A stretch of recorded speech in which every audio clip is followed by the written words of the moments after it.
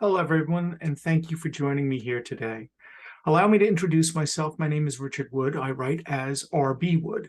I've authored a couple of books, novels, The Prodigal's Fool and last year's Bayou Whispers, along with having penned a couple of dozen short stories and flash pieces. Today, I'm reading a scene from my weird Western novella, The Trickster of Paradise. My novella will be out Friday, September 16th, and I'm honored and very pleased to have my story appear with novellas from both Michael Burke and James A. Moore. This trifecta of weird Westerns is in a collection called West of Hell and is the second set of novellas of Crystal Lake Publishing's Dark Tide series. You can find West of Hell in ebook, paperback, and hardcover after the launch date of the 16th of September. My story takes place in and around the little town of Paradise, which lives in harmony with the local Sioux tribe. My protagonist is a young man named Thaddeus, and this scene takes place as he and his best friend, Whitefeather, are heading back into town. The young men are planning to explore the caves within the Red Rock Canyon, but Whitefeather has a story to tell young Thaddeus before they begin their explorations. "We will be going to the deepest part of the caves today," intoned Whitefeather in a deep, foreboding voice. "But first, I must tell you a story, one handed down to us from our shaman, what you white folk call Medicine Man."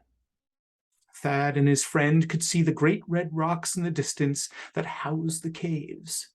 They had to ride through Paradise to get there, but God willing, if his ma didn't catch sight of him, they should be exploring in no time. Whitefeather's story, like his earlier ambush, would be meant to frighten him. "No way he gets me again," thought the young man. "Go on, tell me your medicine man story." "It was said that centuries ago," began Whitefeather in that fake basso voice he used when being dramatic, "the ancient ones told our old shaman that the bison was a sacred beast, but that there was one such creature to be held in respect above the rest, the white bison. It was said that such a rare and beautiful animal was the manifestation of the ancient ones themselves. This most sacred of creatures was not to be hunted, but treated as holy. As this white bison was born on earth to guide us chosen people to live in harmony amongst all of nature." "What does this have to do with the caves?" blurted Thad, transfixed despite himself. "I'm getting to that," replied Whitefeather, annoyed at the interruption. "But unbeknownst to our ancestors, another beast had heard the story of the white bison and became jealous. The beast was called Micah, the coyote trickster spirit.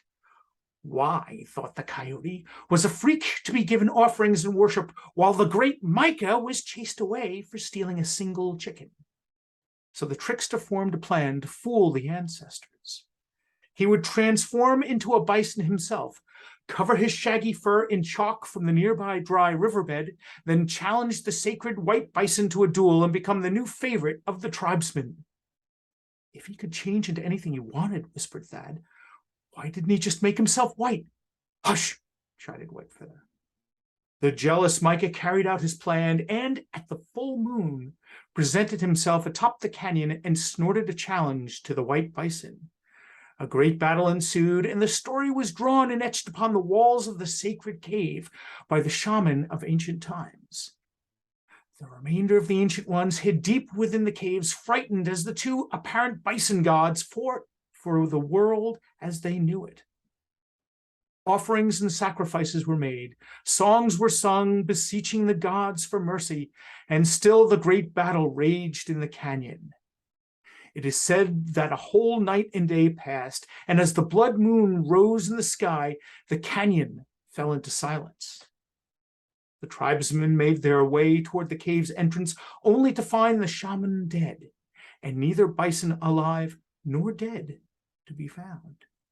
However, all the rocks in the canyon had turned the color of the blood moon and remain that color to this very day. "That, my dear friend," whispered Whitefeather, "is what we will be going into the caves to see before the sun sets." I hope you enjoyed this little snippet from the Trickster of Paradise. And again, the book will be available September 16th, ebook, paperback, and hardcover. The choice is yours. Go out and get them. Thanks for listening.